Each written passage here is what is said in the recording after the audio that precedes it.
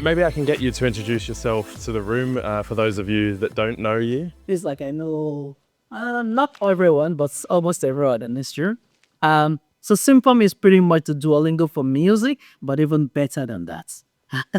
Yeah, so what we've done is an app where you can go on prepare for music exams, learn your instrument from day one, from day zero.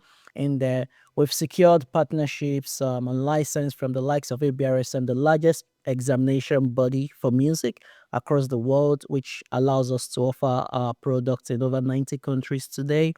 Currently in conversations with the like of Sony Music, which we were part of the accelerator last year. Universal Music, Leonard, the largest music publishers in there, and recently Yamaha. So there's quite a lot happening. And I mean, I'll share a lot as we speak, but as you know, I've really tapped into the ecosystem here. I studied at the University of Edinburgh, at the School of Music just down the road there. And it started from just an idea. How can we leverage technology, or how can we even leverage artificial intelligence in music education? I saw something that was broken from my own experience learning and teaching piano. I'm a professional classical pianist myself. So I think that's the starting point for SymphonMe. But there's been so many other things that happen, which I'll reserve for Richard to ask you. So maybe you could tell us a bit about how it first came to be. Like, where did the idea come from, and then what were the first steps to get it to be where you are now? Yeah, absolutely. I think, how many of you have taken piano lessons before? Ooh, good. My audience, yeah. All my potential customers, okay. So, when you show up for piano lesson or any instrumental tuition, no matter how fantastic your teacher is, data shows us 80% of the learning happens independently when you go back and practice.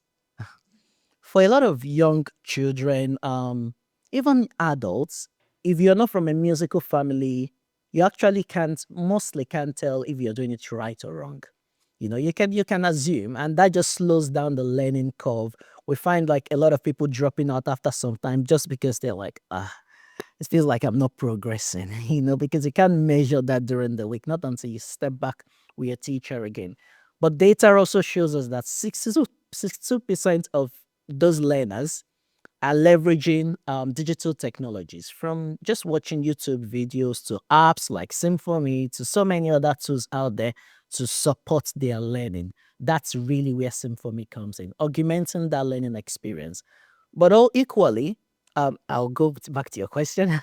But equally, for those who can't afford to pay 40 to 80 pounds per hour for piano tuition or any instrumental tuition, SymphonMe then becomes that best quality assured tool for them to learn from day zero. So how does SymphonMe come about? It's from my own experience, just showing up for piano lesson. Well, it's a bit unfair to say because I accelerated really fast because I loved it.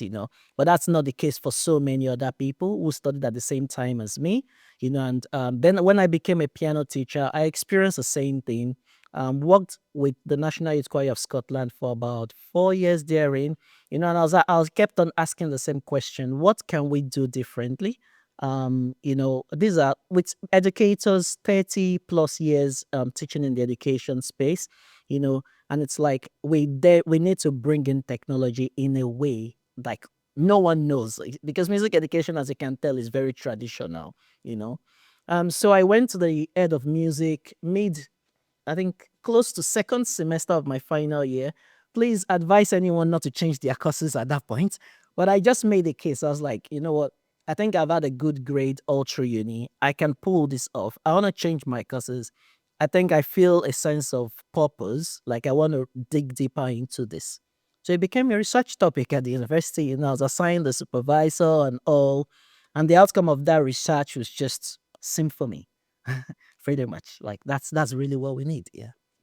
And what was the first step that you took to move it forward? Did you in the ecosystem? What did you take? Yeah. I know you must have seen the offerings of Edinburgh Innovation. This is not a promo of Edinburgh Innovation, but I literally did everything there, maybe except power up. But I started out with the 3 days. What's it called again? The 3 days event you do? The Textile Starter Weekend. Yeah. Yeah. The startup weekend. And by the way, I've been pitching different versions of SymphonMe, which I don't even know it's going to be SymphonMe. Over the years, I never won anything, not until that last one, you know. So for 3 years in a row, I kind of have an idea, but never got through anything. But joined that program for 3 days. I think the second day we were sent out to just go into the street to validate our idea by speaking with people. Would they like to pay? Did they see a pain point here? You know, and I think that was the first moment I was like, actually, yeah, people actually really do feel this, you know. So went on from that program to joining the Summer Accelerator program, which was also talked about with my face on there. Yeah. So I did that also. That kind of gave me a sense of, okay, you know what? I can do something in this space. That's reassurance to a certain extent. But at the same time, I had a job offer from BlackRock a year before I even finished uni. Well, I love business and everything. So whilst I was studying music, I was doing business internships, private equity to finance, everything in between, you know. So when I got the job offer, it was then a decision: do I really want to go about this project like SymphonMe, or go work and be sure of what next? Well, you can guess what? I left that behind and went with SymphonMe. And since then, just tapping into every support. I mean, interfaces here. I say interfaces here. Louis is here.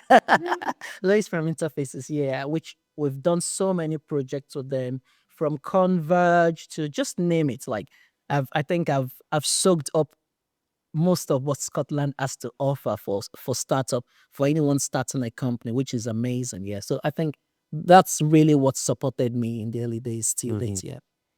And in those early stages, how did you prioritize where to spend your energy on when navigating the ecosystem? I think I just distributed my energy everywhere, to be honest. I could do it better now. Um, but I think the big question for me then was, the big realization was, I know I don't know it all. I know I don't have the answer to everything. So I started out with advisors. I mean, I work closely with John. I work closely with Ross, both advisors at AI. And just grew from there. It's that question of, what am I lacking today? I remember when I was applying for my Innovator Founder Visa, I had a meeting with you, just running through the idea and the tech, like literally anyone who could listen to me, I would get a meeting with you and just let's talk through it. So I'll say that's it, Yeah. And is there anything you would do different if you were back at the beginning now? Yes. I think it's really to take a step back from the idea, from loving the idea, and actually really look at it at the core of the business. Like, what are you really building? Who should you be speaking to, and whose advice are you actually taking on board? Because everyone can advise you, but it's not always in the right direction. And I think I've gone some ways. I'm like, should I have done that? I should have just done it differently. But it's also fine to fail, because we don't know it all. Especially when you're starting something new, which is novel, you're going to fail at some point, So what would I do differently, right? I'll keep it as it is because it's part of the learning experience, which I think has fed into what I'm doing today.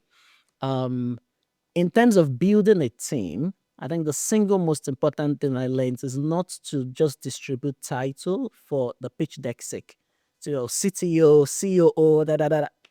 It just went really bad, and we had somebody from the CTO position demoted to just being an engineer, and that relationship went to the left SymphonMe, just because it was not the right fit. But I just felt like, for the pitch, I want to go say, oh, CEO, then CTO, and you just want to tick the boxes. Yeah, so I think that's something I learned the hard way, and a lovely engineer. I mean, if I had done it differently from my end from day one, they will probably still be with the company today. But yeah, we filled the gap later on, and I learned from that. So next time I know that to do that. Yeah. And you spoke a little bit about failure and obviously this situation with the engineer. Have there been any other failures along the way? Yes. I'm thinking which one. I think starting with the team, which I was already talking about, not just taking a step back honestly and really thinking, why do I want to bring this person in, what value add, and also you don't know it all. I thought I could, because yeah, we raised some investment. I was like, yeah, I'll just hire this person, just a title. Most of the job description was written by ChatGPT, and I just like, oh, this is what I like. It was just all over the place. Now I would not do that again, never. you know so I think really thinking deeper into that, bringing experts or people who have walked through that path before to be like, oh, can I just want to talk through? This is where I'm at right now. Who might be that best person to then bring on board? And even if you know, can you be the one to interview them? But from like a very structured, you could be a startup, but you could still operate like a proper establishment, and something more formal. Like you can then filter and get the best candidate, not just the one who sounds exciting and the one call and you say, yeah, come and work for us, you know. But the other side to it is funding. You know, I think I raised just to keep the lights on in the early days. The first 100K check felt like that is all. I'm going to use that to change the world. I'll compete with Mark Zuckerberg. That was it. You know, no, it did not work that way. Um, I think looking back now, we're 18 months in thereabouts. I would have raised enough to take us, to maybe this month from day one. Like I really did not think in terms of the long term. 100K felt like a lot. Now I'm like, what was I thinking? Because I never stop raising. Like you might see me next time, I'm like, oh, I'm looking for an investor. I'm always looking for an investor. It just felt like there was no stopping point. There was not that period of just zoning into building the products. You know, so that's something else I would say to like most startup founders. Please raise enough. I don't mean raise a big round right from day one. Validate your idea, but if that's what truly you need, then raise enough to actually help you focus on building the product as opposed to just being out raising every 2 to 3 months. Um, yeah, pretty much. And that then ties into everything. I felt like we could have moved faster, or some conversations could have been converted into like partnership. And a case study like Sunny. The only delay in there is money. They are nice. I mean, we are part of the accelerator program, good relationship there, but it's still a business. So to get the music licenses you want, you have to pay something for it. But we did not think about that in the early days. 100K cannot cover that. So I think the bigger thing, money, money, money, money. And I think the last thing I would say is just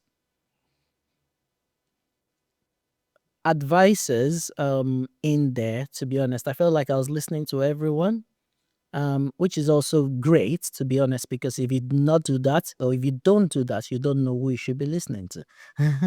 you know. So I've kind of filtered over the time, like who would actually take me from 0 to 1, and who is then going to take me from 1 to 5. Like that does not mean anyone is bad, no.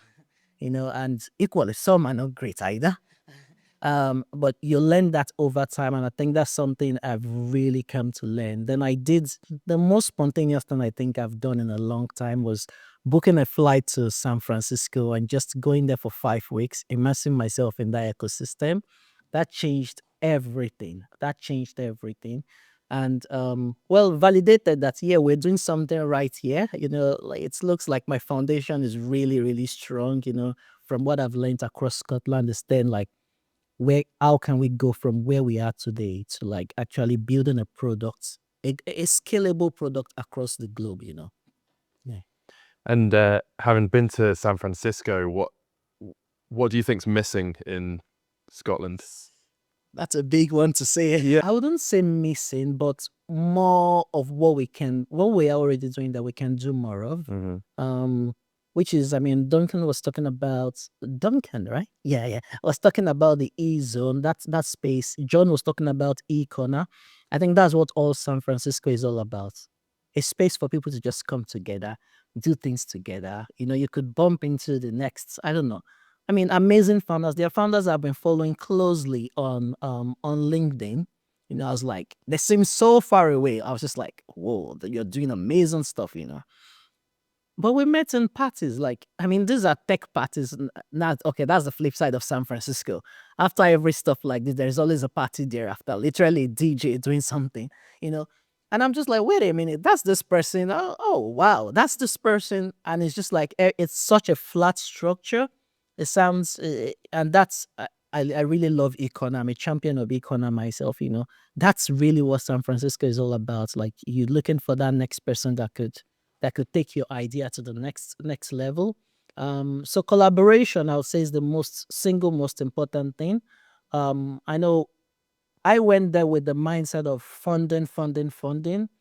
But by my first week, I literally took a step back, not because I was not speaking with investors, because I saw the bigger picture. You want to build genuine connection with people and then leverage that going forward. And that could be from engineering to design. And in my accommodation, met a lot of founders. And the first question is, how much are you generating today? Where are you today? I mean, it was just all about the money and, I would like to introduce you to this person. You should connect with this person. We're working with the founder of Twilio. You should come to our office space. I was like, wait, take me slow. But that's the space where everyone just wants to help. And I did not feel that sense of they wanted something back in return. It's just like, you are here. How can I make this trip meaningful for you? Or your time here, it like really makes sense. And the same thing from interface to e-corner to the e-zone. I think is really creating that structure where no one is unreachable and we're genuinely connecting people together. And I think what I do these days, I call it paying forward. I feel like it's still very early in my career to be like, I'm paying it forward, but truly I am. So at every point I meet another founder, I'm like, what can you, I cannot offer you money, but what's your pain point today? And within my network, anyone I can, I immediately make that introduction. And it has flourished into so many amazing things that I hear about. I'm like, oh, you made something out of that, yeah. I really like that, paying it forward. And it sounds like San Francisco was a great experience for you. Yeah, absolutely. Absolutely. Thank you for taking the time to listen today. If you've been inspired by what you've heard, please head over to LinkedIn and search for The Connected Network. That's connected with a hyphen, and join our community of like-minded people. You can also access our resource centre and discussion threads under the Connected Group platform on the Community Lab. The Connected Network podcast has been made possible through funding and support from the Scottish Funding Council, the Challenges Group and Podplistic.